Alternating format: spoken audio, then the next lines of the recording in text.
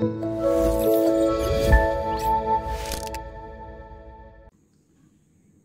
Bapak Ibu yang terkasih di dalam Tuhan.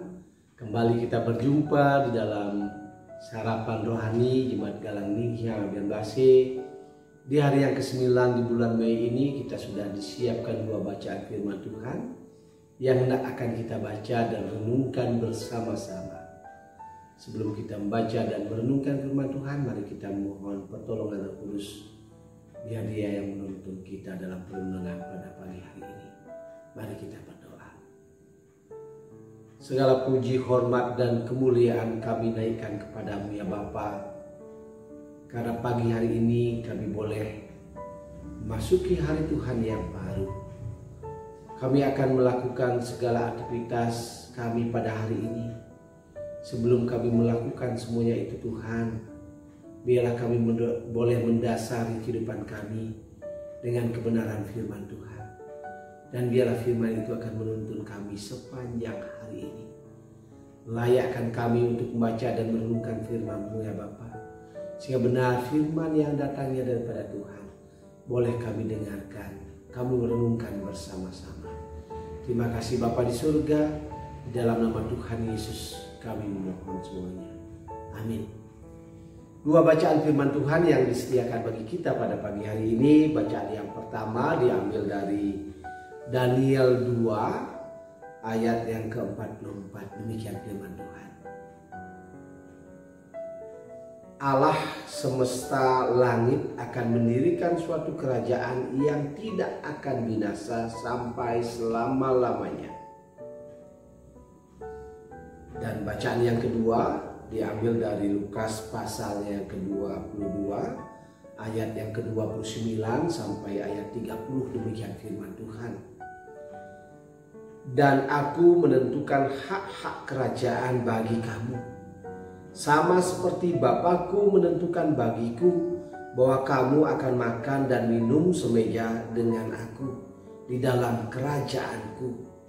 Dan kamu akan duduk di atas tahta untuk menghakimi ke-12 suku Israel. Judul renungan pada pagi hari ini adalah siapa yang setia sampai akhir. Bapak, Ibu, dan Saudara yang terkasih dalam Tuhan, kalau kita membaca bacaan yang pertama dari Daniel 2 ayat 44 ini, pasti dari kita semua sudah pernah mendengar, bahkan sering mendengar cerita tentang Daniel.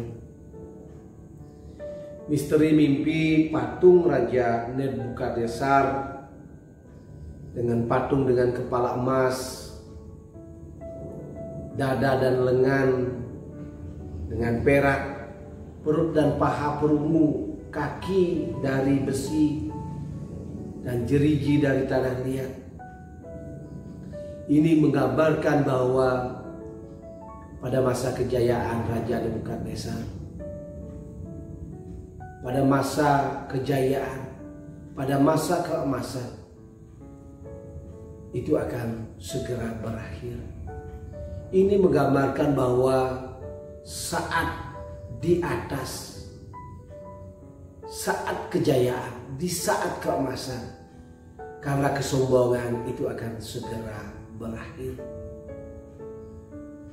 Di mana pada saat itu masa-masa sulit akan segera datang karena kesombongan manusia. Secara nilai, kalau kita lihat dari emas yang pertama di kepala, kesombongan yang terjadi, turun ke bawah, ke dada, perak di situ, ke bawahnya lagi, kisaran perut menjadi perunggu, ke bawah paha kaki dibuat dari besi, dan ke bawahnya lagi dibuat dari tanah liat. Bahwa suatu hal, kesombongan tidak akan pernah kekal. Karena bangsa Israel pada saat itu menyombongkan diri.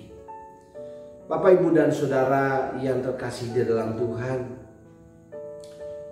kalau kita mengingat cerita tentang Daniel ini, cerita mimpi raja ini, sampai akhirnya kerajaan-kerajaan dunia ini pada masa itu akan berakhir dan dengan digantikan oleh kerajaan yang kekal. Bangsa Israel harus kembali ke jalan yang benar. Yang benar kerajaan itu akan menjadi kekal. Kekal yang dimaksud adalah kerajaan yang diperintah oleh Allah Israel sendiri. Oleh sebab itu, mari kita meneguhkan iman kita di dunia ini. Zaman krisis sudah terjadi. Zaman krisis sudah kita alami. Dan bahkan saat ini pun kita ada dalam masa krisis tersebut. Tapi kita yakin dan percaya kita memiliki Kristus yang selalu ada bersama-sama dengan kita. Orang yang bertahan di dalam menjalani hidupnya sesuai dengan kehendak Allah, Allah berjanji akan memberikan semuanya kepada kita. Carilah dahulu kerajaan Allah dan kebenarannya, maka semuanya akan ditambahkan kepadamu. Bukan kesombongan, tetapi Allah yang dimuliakan. Itu yang terlebih besar.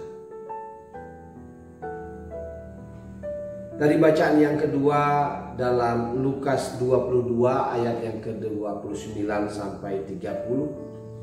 Dan aku menentukan hak-hak kerajaan bagi kamu, sama seperti Bapakku menentukan bagiku bahwa kamu akan makan dan minum semeja dengan aku di dalam kerajaanku. Dan kamu akan duduk di atas tahta untuk menghakimi ke-12 suku Israel. Ini berarti bahwa orang-orang yang setia dan taat akan memerintah bersama-sama dengan Yesus Kristus. Bapak, Ibu, dan Saudara yang terkasih di dalam Tuhan, sebagai keluarga Kristen, marilah kita menjadi murid-murid Yesus. Sebagai murid kita harus belajar, kita harus haus, kita harus belajar, kita harus belajar sehingga kita akan dipenuhkan oleh kebenaran firman Tuhan. Kita akan dipenuhkan, dahaga kita akan hilang oleh karena air hidup yang diberikan oleh Dia. Marilah kita boleh belajar untuk memikul salib kita di dalam mengikuti Dia yang adalah model dalam kehidupan kita, yaitu Yesus Kristus yang telah lahir bagi kita dan menyelamatkan kita. Bapak, Ibu, dan Saudara, mari kita fokus dalam panggilan kita akan mengikut Dia. Dan biarlah kehendak Tuhan yang terjadi atas hidup kita. Perenungan pada pagi hari ini hendak mengajarkan kepada kita bahwa terkadang ketika kita melakukan pekerjaan pelayanan kita, tugas kita, tanggung jawab kita, sudah kita lakukan rasanya sudah sangat baik. Yang terbaik sudah kita lakukan. Tetapi masih ada orang-orang yang tidak menghargainya. Namun lewat bacaan pada pagi hari ini kita dikuatkan. Sekalipun manusia tidak menilai atau orang-orang yang ada di sekitar kita tidak menilai dengan benar apa yang telah kita lakukan, tetapi mari percaya ada Dia, ada Tuhan Allah yang menilik dan menilai apa yang sudah kita lakukan di dunia ini, apa yang sudah kita lakukan untuk umat-umat Tuhan, apa yang sudah kita lakukan untuk gereja. Yang penting lakukan yang terbaik adalah untuk hormat dan kemuliaan bagi nama Tuhan. Jadi jangan pernah merasa kecewa. Tetap lakukan yang terbaik, apa yang menjadi bagian kita sesuai dengan kehendak Tuhan. Tuhan Allah di dalam Yesus Kristus akan menyempurnakan. Dia akan memberi upahnya. Upahnya adalah hidup kekal. Kalau kita baca bacaan tadi, hidup kekal bersama-sama dengan Dia, duduk makan bersama-sama dengan Dia, dan memerintah bersama-sama dengan Dia. Itu adalah upahnya Bapak, Ibu, dan Saudara yang dikasihi Tuhan. Mari saya dan Bapak Ibu belajar melayani, memberikan yang terbaik untuk Dia melalui gerejanya dan orang-orang yang ada di sekitar kita. Dan biarlah Tuhan Yesus yang akan menyempurnakan. Biarlah jangan kesombongan yang pernah terjadi, tetapi semuanya oleh karena Dia yang memberikan kekuatan kepada Bapak, Ibu, Saudara, dan saya. Tuhan Yesus memberkati. Amin. Mari kita berdoa. Ya Tuhan Yesus, bimbinglah kami untuk taat dan setia pada panggilan-Mu. Sekalipun kami sering menghadapi dan mengalami tantangan, mengalami cobaan, dan mengalami penderitaan. Ajarkanlah kami memiliki kerelaan hati dan kerelaan hati ya Bapa, untuk boleh melayani Tuhan, boleh melayani gereja-Mu dengan baik. Ajarkan kami Bapa, berikan kekuatan bagi kami. Terima kasih ya Bapa di surga, kami menyerahkan hidup kami hanya ke dalam tuntunan dan kasih Tuhan. Dan biarlah Engkau yang beracara dari pagi hari ini, sehingga boleh tutup hari kami boleh bersama-sama ada di dalam jalan keselamatan yang datangnya daripada Tuhan. Demikian permohonan kami ya Bapa, di dalam satu nama Tuhan kami Yesus Kristus kami berdoa dan mengucap syukur. Haleluya. Amin. Selamat berkarya untuk hari ini. Tuhan Yesus memberkati.